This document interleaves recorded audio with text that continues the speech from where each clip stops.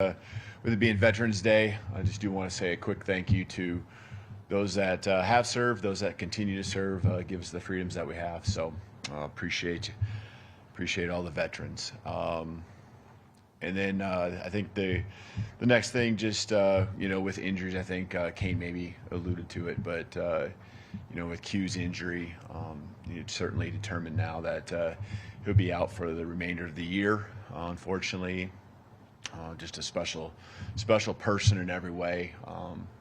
You hate to see a guy who pours so much into it, go through what he's going through. And he just, the one thing when I think about Q, it's not just what he does on the field, but pre-practice, he is mentoring, doing things for other guys. And it's just, he cares so much about the team. He cares so much about just this place. And that's just something that sticks out on top of what you see on game days. And so just a great person. He's poured a lot into this place. And then I think recapping LSU, just proud of the way the guys prepared, proud of the way that they started, the confidence that they showed early on led to the production, led to us playing our most complete game, offense, defense, special teams, always areas that we can continue to improve. Probably the biggest thing that I saw is just our kickoff team, which has been rock solid on top of it all season long, one of the best in the country. I put them up against anyone, just having some times where we lapsed there, and a couple new looks that we needed to adjust better and quickly to. So just that was one area where we need to be better.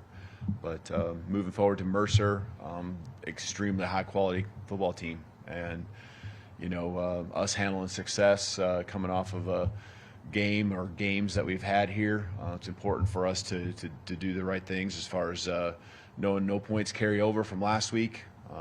Nothing as far as our stops carry over. We've got a team that's coming in 9-1, very confident team, pretty much lead their league in every, or not every, but most statistical categories on both sides of the ball. And so just, want to make sure we continue to do what we've been doing to take the steps in moving forward as a football program. Thanks, Coach. We'll start with Charlie here on the right. Yeah, Coach, Kane kind of alluded to it, but Keanu Coote wasn't with you guys last week, and he kind of said he wouldn't be here this week. Do you have an update just where his status stands? Mm-hmm. Yeah, he wasn't with us, and he's suspended right now, and so not going to get into length or anything like that, but he won't be with us this weekend. Nick, on the right. Yeah, Kalen, what types of, pre-snap adjustments did you guys make from previous road games for this game, specifically with making sure that clean snap, timing was right, make sure noise didn't affect things? We did a little bit with just the procedure, a little bit of adjustment on just communication there. But it's stuff that it's just, we had done it that way. We've done it both ways, different places I've been. Feel good about both procedures. We just did adjust and tweak it just a small amount. I think probably as much as anything, it's the number of reps we got, and just this being the second time really after the Tennessee game, and then also having a bye week and just really honing in on it and be dialed, and helps when you make plays too, and there was less plays where we had as much noise, and so the percentages were more in our favor as far as just the execution piece. But our guys just did a better job handling it from start to finish. Go to far left to Chase. So if this comparison is a reach, then feel free to shoot it down. But 2 years ago, your first season at Washington, you won a huge game against Oregon. It was a November road game, just like LSU. You had 2 losses at the time, just like LSU. Mm-hmm. You win that game, and you hit the streak where you don't lose again until the CFP this past January. Was that Oregon game a catalyst for the culture you were trying to build there? And can this LSU win be similar that way? Mm-hmm. Yeah, so our experiences that we have individually, right, we always remember them and the learning moments that you go through. For our team, they weren't through that. But for me, just, you do take in those times, whether it's that season or 10 years ago. There's just things you go through that were part of the process then, that you try to remember. And try to figure out what worked and what didn't, to keep the team moving in the right direction. And honestly, it's really simple. You got momentum to build off of. You make sure you take advantage of it, and then you also continue to just keep the pedal down, keep focused on what you believe in. And we've been doing that, and we were doing that then that year, and we're doing that now. Just stay in the course, and just because all of a sudden you kind of feel like you get over a hump doesn't mean you can just let off, because it's about the next play. The next one's the most important one, and that's good. That's been our focus really since day one. It's just that now the execution, the number of reps, all of those things are helping us execute better. And so, questions probably, Nick was just up here. How were we able to, be more productive? Well, our execution is better. We weren't behind the chains, and so the playbook's more available to you. It's a lot easier to call plays, and so just all those things, those experiences that you're referring to, yeah, I'm certainly aware of those, and it feels a lot like that. But it doesn't guarantee, right? It doesn't guarantee us anything. We got to keep moving forward, build on the momentum that we have right now at this point in the year. Staying on that side, let's go to Tony. What development have you seen from the backup quarterbacks in your unit, Ty and Dylan and Austin, this season working behind Jalen? Yeah, good question. Because you don't see them. We get to see them, and this is what I'll tell you: that the work that they are putting in, there's guys throwing on, I guess yesterday would have been Sunday, right? Because I can envision walking outside for a second and seeing one of the guys out there throwing at 9 a.m. in the morning, doing his thing, and others just really paying attention in the meetings and coming up and meeting individually with Mitch Dowling, with our offensive staff, Coach Sheridan, myself, just a lot of opportunities that they're all taking advantage of to help their growth. And then they get on the football field. You see familiarity with the offense, especially those, Austin had a little bit more familiarity, but then you also see growth in fundamental things. Guys that are helping out with scout team. I know last week I talked about Austin being heavily involved in the scout team. Just you see the throws, the accuracy of the throws. You just taking advantage of every rep, and these guys are doing that. And this season isn't just something that's about Jalen and like, oh, I hope I get my time. They're pressing forward and using the resources we have, and then also putting forth the effort to improve any time that they can. Go to the middle of the room to Emily Grace. Coach, you mentioned in the open that it's important how success is handled. At this point in the season, what is your standard for how that success is handled with your players, but also your staff? It's going to be the same no matter what time of the year. It's all about the next play, the next play, and then obviously for us now the next game. We talked about handling success before. We've won games earlier in the season and talked about handling success, and I still felt like the effort and everything poured into the right things was happening then too. But I also think that now we've been tested, we've been through adversity.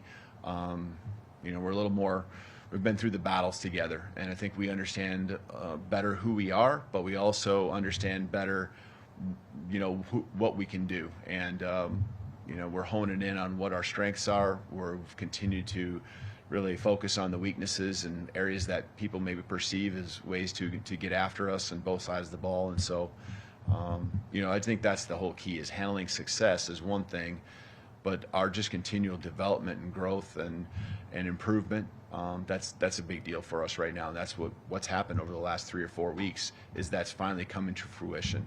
You can see it in practice, and unfortunately there's been times where you don't see it in a game. Now you saw it in a game in a lot of different ways. Back right, Ryan. Coach, some of the reporters here covered Coach Saban in the past, and the players had Coach Saban as their coach. How do you handle a success like that? The social media, everyone's saying Alabama's back after a must-win game, and kind of telling them to stay the course, kind of like what Emily Grace was saying. Yeah, I think we've I don't want to say we learned a lesson, but we understand that doesn't matter, right? And we understand that it's all about building on what we did do last week, because it was significant, just like we would learn from the areas that we're falling short on a game we've lost, but it's all about just staying with the process, staying with the preparation. I want the guys to keep an edge, because I think there is a little bit of an edge, a little bit of I don't want to say chip on their shoulder. I think edge is the better word to use that we have. A little bit of, backs to the wall, kind of fighting for your life at times that I think exists. And I think every guy has a little different way of where they're driven to go out there and put forth the best effort in practice, bring the best energy that they have.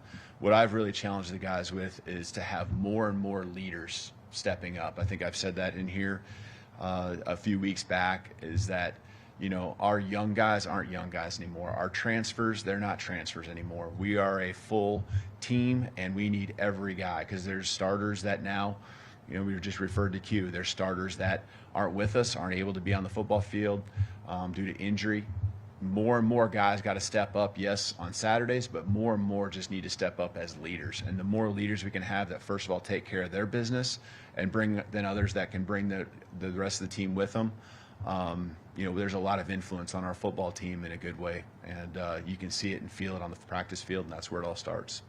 Go to Kennington in the front row here.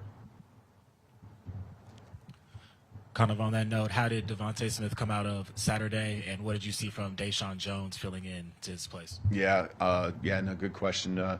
With Deshaun, he's been just right there, ready to go. We've moved him around a little bit with positions just because he's a very versatile player, and he's got game experience, with his past, and coming in, just kind of learning things and being ready to go. I'm really proud of him for that. So I'm excited about his growth that he's had, and the opportunities he's taken advantage of, like he did on Saturday. With Devontae, that would be something I think just throughout the week we'll continue to manage and kind of see where he's at. I haven't heard the update today, but I think he'll be fine as the week continues on. Opposite side here. Let's go to Colin. Hey, Kalen, kind of going off of a couple questions, but I mean, LSU isn't traditionally a game where you get to see kind of younger players, second string. The game had been decided at that point, but to have guys like Richard Young or Ty or guys that usually may not get to experience Tiger Stadium until they have to, until the job is theirs. What was it like to, I guess, see those guys in those roles, those younger guys, both on offense and defense, kind of be able to go up to that? Yeah, you're happy for them because they work extremely hard. Those guys, as we said, quarterbacks are working extra, putting extra time in. Getting our running backs, you alluded to with Rich, getting out there on the football field. All these guys that work extremely hard, getting a chance to go out there, be rewarded. That's what it's all about. And we're a team, and it's not just the 11 guys that are out there starting on each side of the ball. So I'm happy for them, and glad that we executed well enough to where we were in that spot to where those guys get a chance to go out and perform. And when they get their moment, they're taking advantage of it. They've done it a number of times throughout the year. We've got time for a couple more questions, starting with Jack here. Hey, Kalen, you talked about leadership. Obviously, Tyler Booker's gotten a lot of praise in that regard. How big has he been? And when you think back to when you first arrived, how big was he at that time, just to have some stabilization with the players as you kind of got settled in? Yeah, there's been a number of leaders on our team that have really, since day one, been critical for us. And the questions about Book, I can't give him enough praise, and I can say this because I know he handles it, and he can handle it well, and it's not something that goes to his head. He is so passionate about this place. He's so passionate about being the best he can be. He's got a resiliency, I think, and just that has helped us as a team also have that level of response to adversity that's been positive. He just keeps pushing. He's got respect amongst his teammates at the highest level. From a leadership standpoint, he's vocal, but obviously leads by example all at the same time. And the combination, he might be one of the best leaders I've ever been around. And so I know that's saying a lot because I've been around a lot of really good ones. And, when you put those guys in that category, he's really special, and it's because he takes care of his business, 100% of the time, and he's pushing others to make sure that they're their best too. And I think that's what great leaders do, is they bring the best out of everyone else around them. All right, we'll finish up here on the back row. You've now had a blowout and a shutout over ranked opponents. What does that mean in terms of making a statement? Yeah, I like the progress we've had, and every week's a new challenge in different ways. Last week, just, with the passing game and kind of the way that we felt we knew they would attack us, rising to the challenge, was big. And the shutout the week before happened as a combination of stopping both the run and the pass, different quarterbacks in and out. But that's progress. Like, there's steps forward. There's confidence that continues to build, a trust that happens between the front and the back halves. I really like the demeanor that they bring, and it all starts with what their demeanor is going to be tomorrow morning, Tuesday, when we step on the football field. That's really the demeanor that you want and that we've had, that needs to continue for us to do the same thing this Saturday that we did last Saturday. And so, again, when that mindset's where it needs to be and the work's done each and every day, that trust, that belief, it just continues to build. And you can see that with our defense. All right, thank you, Phil. Thank you. Roll Tide.